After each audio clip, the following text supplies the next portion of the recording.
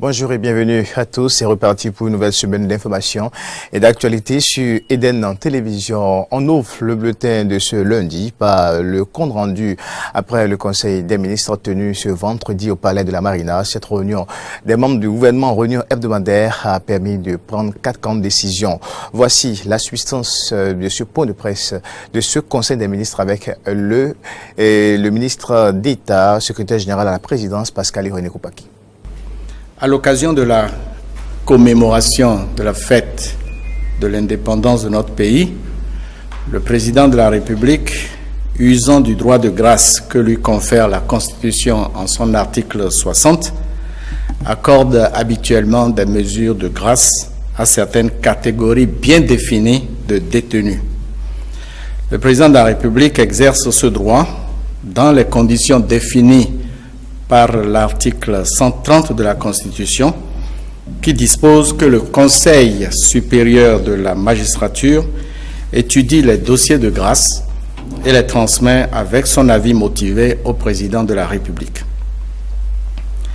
519 détenus ayant fait l'objet d'une condamnation définitive au cours de la période allant du 1er août 2015 au 31 juillet 2016 sont concernés par cette mesure de grâce. Les 519 détenus représentent 8% de la population carcérale. Ces détenus pourront jouir d'une libération anticipée dès l'adoption du décret portant grâce présidentielle.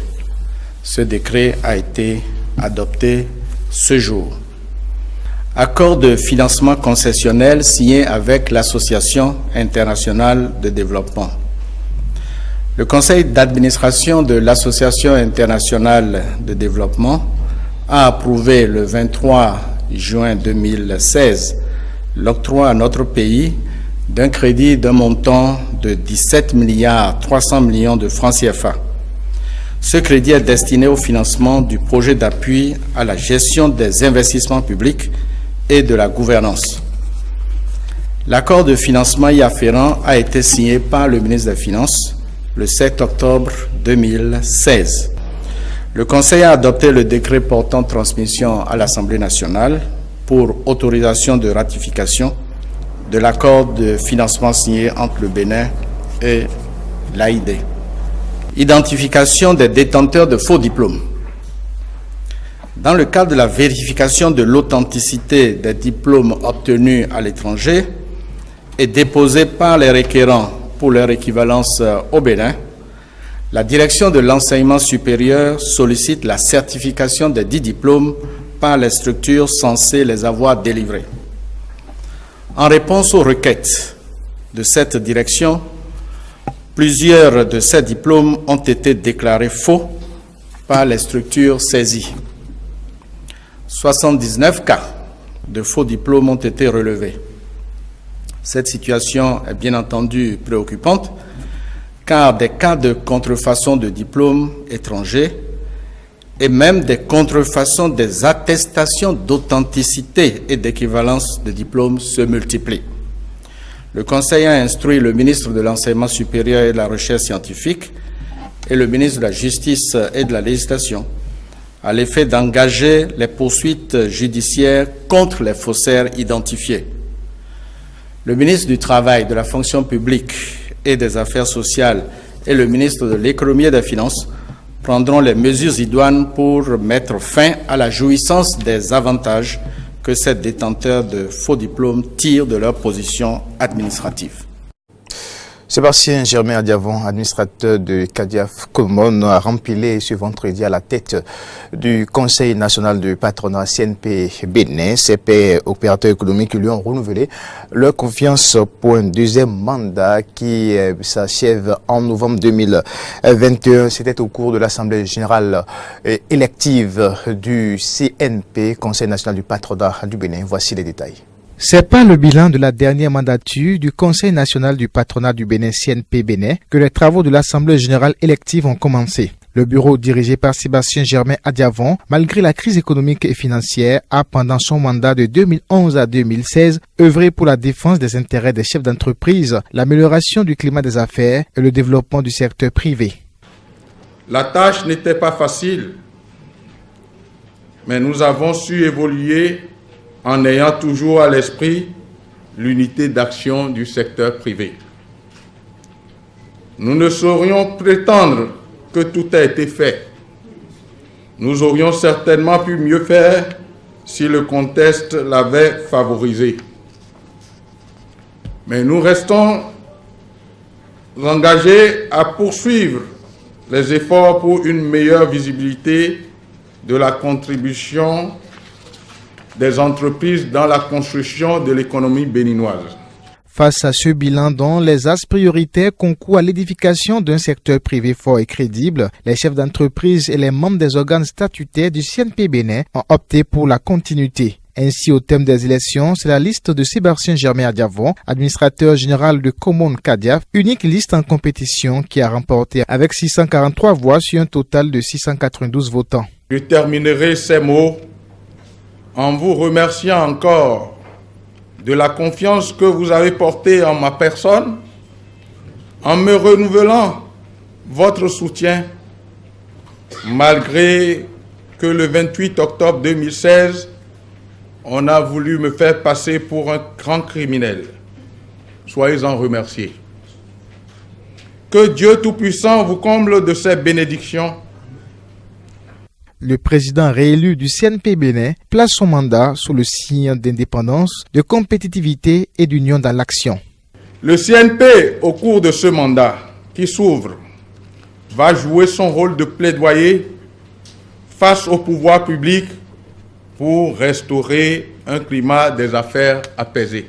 Inlassablement, nous nous battrons pour la compétitivité de nos entreprises. Nous dirons et redirons que nous exigeons une compétitivité équitable.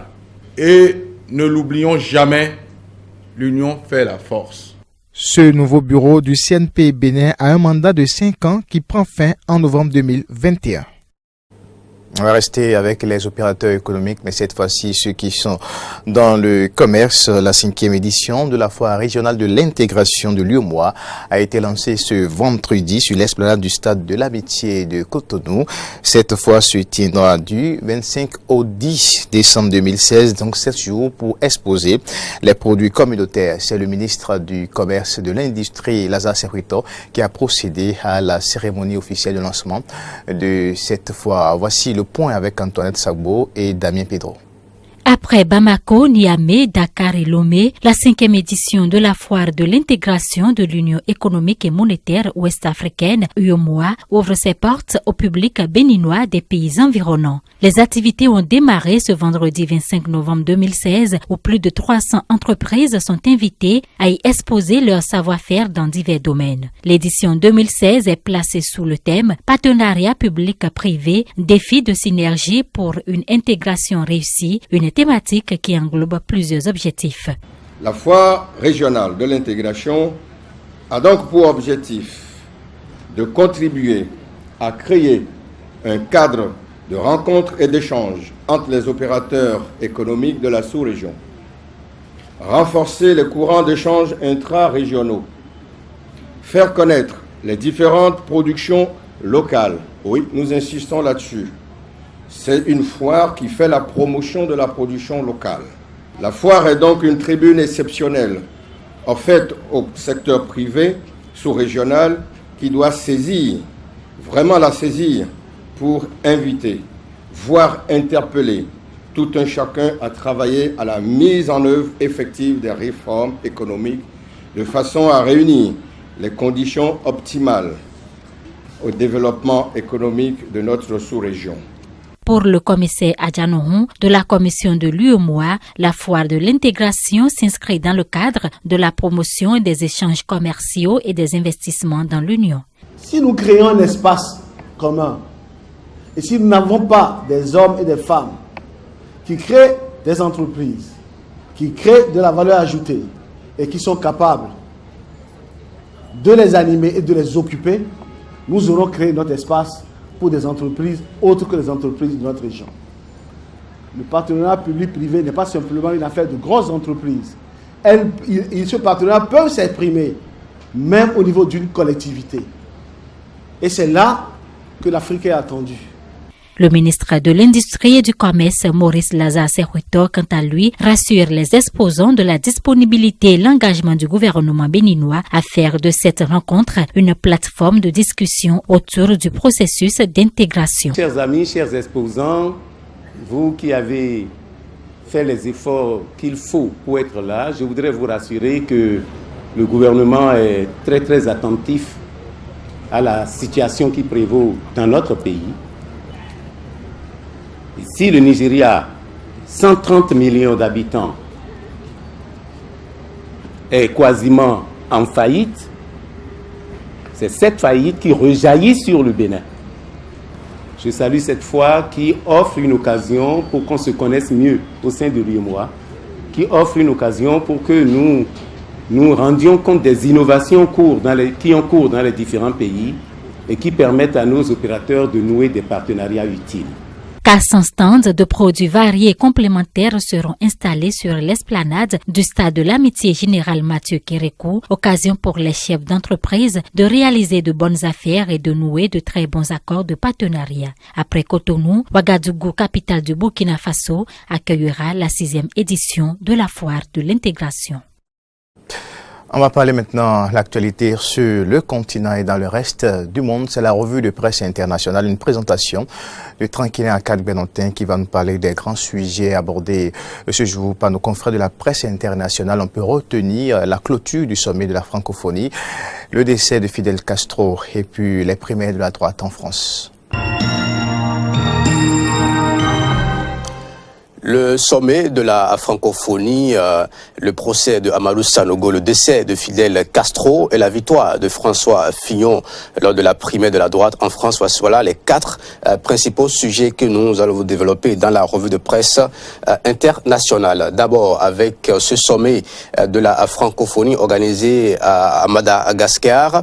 InfoTimes s'intéresse à cette actualité, un sommet qui coûte 7 millions d'euros, mais qui fera gagner plus pour Madagascar. Un sommet qui coûte 7 millions d'euros, mais qui fera gagner plus pour Madagascar. Les explications avec InfoTimes. Madagascar, seul grand contingent démographique francophone au sein d'organisations régionales comme la SADC, le COMESA, entre autres, offre une plateforme de projection d'une francophonie qui voudrait exporter vers l'Afrique australe, l'Inde et l'Asie.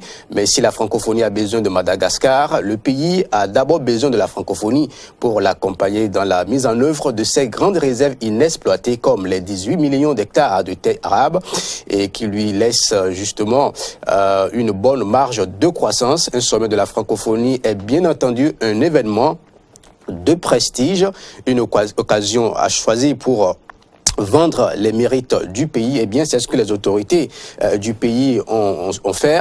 Un sommet qui coûte 7 millions d'euros, mais qui fera gagner plus pour Madagascar. Toujours concernant le sommet de la francophonie, www.africatv.net s'intéresse à l'ouverture officielle du 16e sommet de la francophonie à Antananarivo. Le 16e sommet de la francophonie s'est ouvert samedi au niveau de la capitale malgache, en présence d'une vingtaine de chefs d'État et de gouvernement qui devraient notamment discuter d'un certain nombre de sujets, notamment des questions de maintien de la paix et de lutte contre le terrorisme. Ouverture officielle du 16e sommet de la francophonie à Antananarivo. Voilà, j'y parviens, la capitale malgache. Loin de cette actualité, on va s'intéresser à la Côte d'Ivoire. Mabri, Toikeus et Nyamien Kona, limogé du gouvernement de Ouattara. Ces 2 personnalités ont été limogées par le président Alassane Dramane Ouattara. Albert Mabri Toikeus n'est plus le patron de la diplomatie ivoirienne depuis quelques heures. Le président de l'Union pour la démocratie et la paix en Côte d'Ivoire a été limogé sans ménagement par Alassane Dramane Ouattara. L'homme politique ivoirien paie cash à sa décision de maintenir une vingtaine de candidats aux législatives pour le compte de son parti. Toujours en Côte d'Ivoire, l'un de l'actualité politique, Afrique Info s'intéresse aux activités touristiques du pays. Vous le savez, le Grand Bassam, cette station balnéaire du pays qui draine chaque année des milliers de visiteurs, a été victime entre-temps d'un attentat qui a coûté la vie à plusieurs dizaines d'Ivoiriens. Eh bien, Afrique.com fait son constat aujourd'hui. Côte d'Ivoire, le village artisanal de Grand Bassam en voie de disparition. Côte d'Ivoire, le village artisanal de Grand Bassam en voie de disparition. C'est une information développée par Afrique.com qui revient sur COP22 avec les propositions de Denis Sassou Nguesso, le président de la République démocratique du Congo. Denis Sassou Nguesso qui propose un fonds bleu pour la forêt centrale en marge de la 22e conférence des parties à la Convention cadre des Nations Unies sur les changements climatiques qui vient juste de clôturer ses travaux il y a quelques jours à Marrakech. Eh bien, Denis Sassou Nguesso a proposé un fonds bleu pour la forêt d'Afrique centrale. Nous poursuivons toujours pour le compte de cette revue de presse, le décès de Fidel Castro. Avant d'aborder tout ce sujet, on va d'abord s'intéresser à ce grand format que nous propose Africa TV sur l'actualité concernant les chefs de la junte militaire du Mali. Le chef de l'ex-junte Amadou Sanogo prêt pour son procès. Ceux qui ne se rappellent plus de ce visage, le voici, Amadou Sanogo, qui avait assuré la transition au Mali après le départ de ATT, une transition qui a suscité beaucoup de tractations et de problèmes dans le pays. Eh bien, Africa TV nous informe aujourd'hui que l'ex-junte Manogo, le chef de l'ex-junte Amadou Sanogo est prêt pour son procès. Le chef de l'ex-junte malienne Amadou Sanogo, qui doit être jugé à partir de mercredi pour assassinat et complicité d'assassinat de militaires dans une ville du sud du Mali, est prêt pour son procès malgré les violations de la loi, ont affirmé dimanche à nos confrères de l'agence France Presse ses avocats. Intéressons-nous à présent, comme je l'ai annoncé, au décès de Fidel Castro. Africa TV revient sur le parcours de l'homme. Fidel Castro, un des derniers géants du XXe siècle, s'est éteint par Alexandre Grosbois. Avec Fidel Castro disparaît donc ces derniers jours. Et puis la biographie, le parcours de l'homme à lire avec www.africatv.net. En France, à présent, rendons-nous en France pour constater la victoire de François Fillon pour le compte de la primaire de la droite. Il a gagné face à Alain Juppé. Voilà, primaire à la droite, François Fillon largement en tête. Et puis le Monde Afrique s'intéresse également à cette actualité et écrit « L'Afrique grande absente de la primaire de la droite ». Lors du débat du second tour de la primaire de la droite, François Fillon et Alain Juppé n'ont jamais évoqué les relations de la France avec le continent. L'Afrique grande absente de la primaire de la droite. C'est sur cette information développée par Le Monde Afrique que nous bouclons la revue de presse internationale.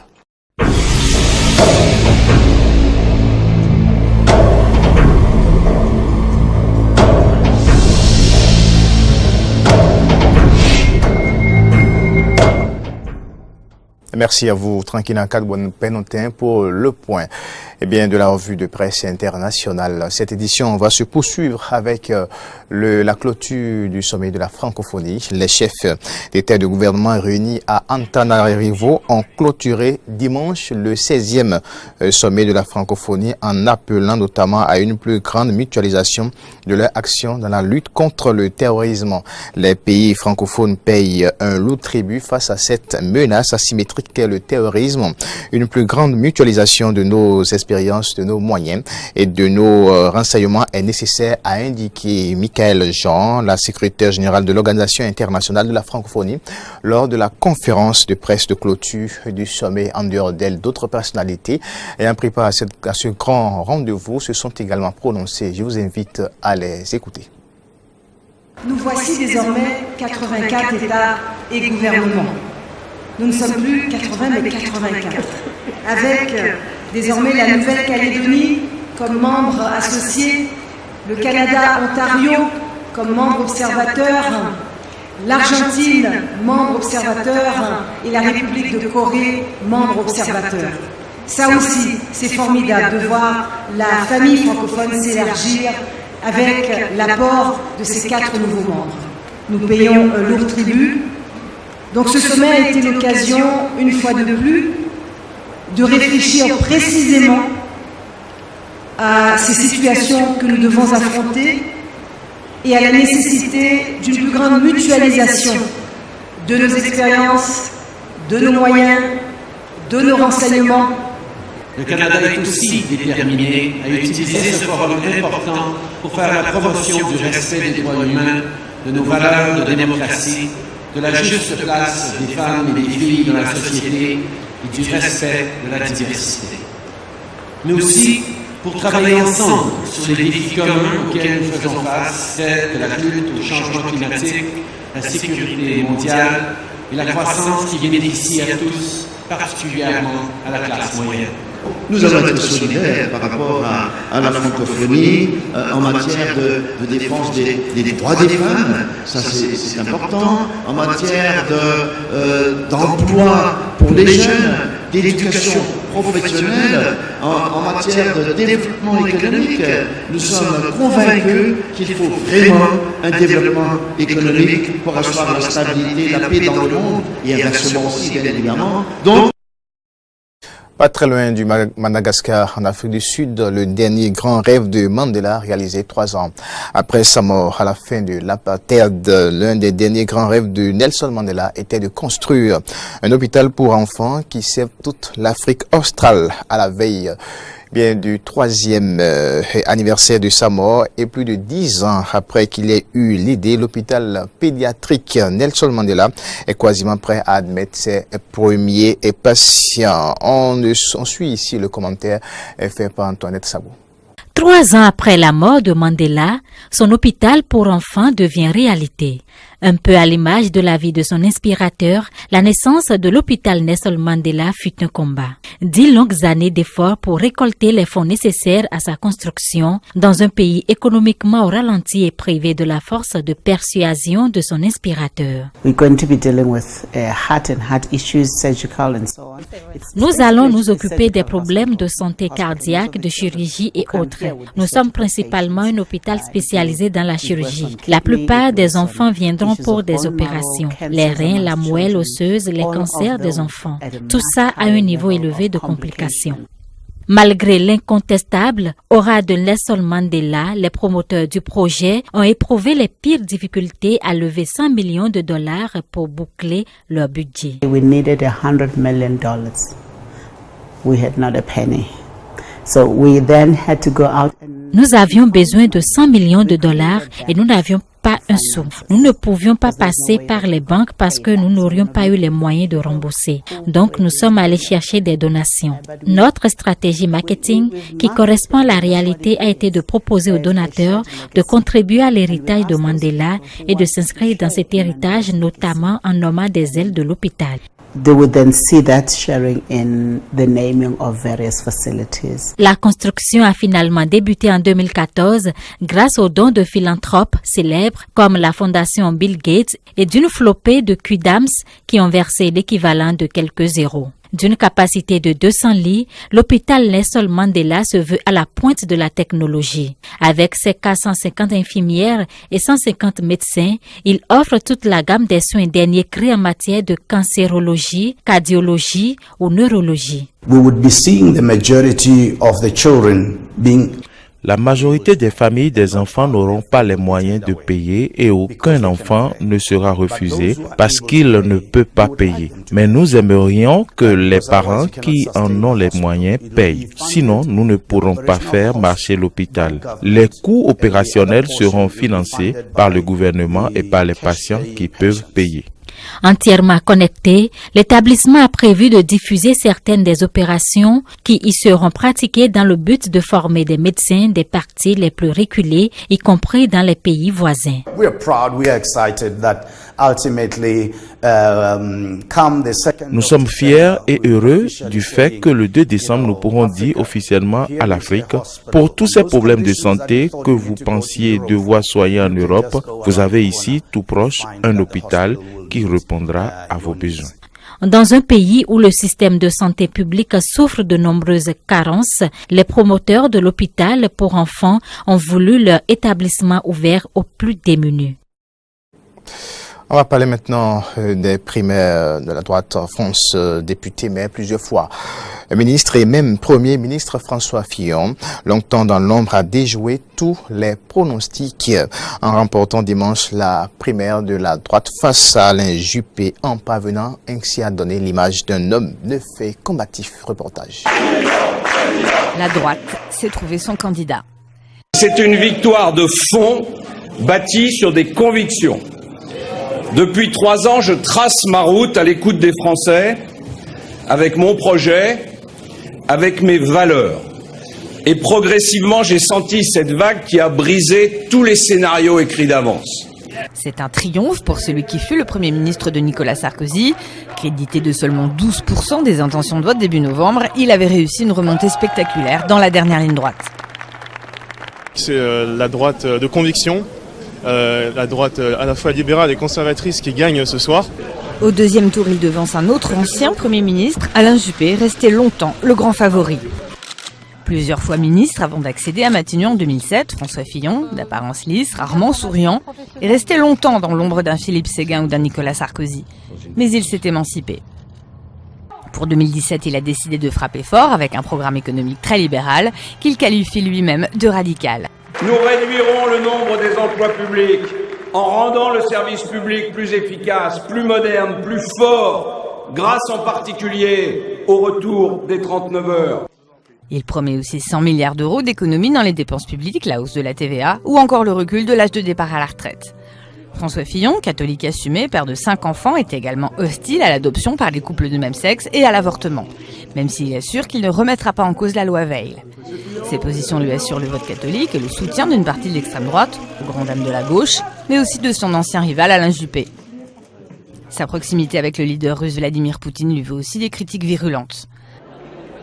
Après une longue campagne de terrain, à 62 ans, François Fillon est finalement parvenu à donner l'image d'un homme neuf, malgré 5 ans à Matignon, et à détacher son image de Nicolas Sarkozy, détesté d'une bonne partie de l'électorat de droite. On a besoin de ça, quelqu'un qui redonne une autre image de la politique. Pour le moment, on a tous l'image que ce sont des truands, des gens qui magouillent en 2 mots, qu'ils essaient de comploter, ils nous prennent pour des pions. Au printemps prochain, François Fillon a de fortes chances d'affronter Marine Le Pen au second tour de la présidentielle. La plupart des enquêtes d'opinion annonçant l'élimination de la gauche dès le premier tour. Et on fait un tour au Cuba avant de boucler ce bulletin d'information. Des centaines de milliers de Cubains sont attendus ce lundi pour rendre un hommage à Fidel Castro, mort dans la nuit de vendredi à samedi. À 90 ans, un poster géant de disparu a été accroché au-dessus de la place de la Révolution à La Havane, bien place où Fidel Castro a prononcé plusieurs discours. Écoutons quelques Cubains qui rendent ainsi un hommage mérité aux disparus. C'est comme quand des êtres qui vous sont chers partent. Un homme très aimé est parti. C'est mon opinion. Mais bien, nous le gardons ici. C'est ce qui importe. Allez à la place de la Révolution et vous verrez les vrais gens de Cuba. Vous verrez vraiment ce qu'est un Cubain. Comment les Cubains souffrent. Ce que les Cubains ressentent vraiment pour quelqu'un qu'ils aiment. Pour moi, Fidel est la meilleure chose qui a existé à Cuba. Pour ma famille aussi, nous venons d'origine modeste et regardons où nous sommes. C'est tout pour ce bulletin d'information. Merci à tous. Rendez-vous demain à 10h, mais avant, l'info continue sur DEN Télévision.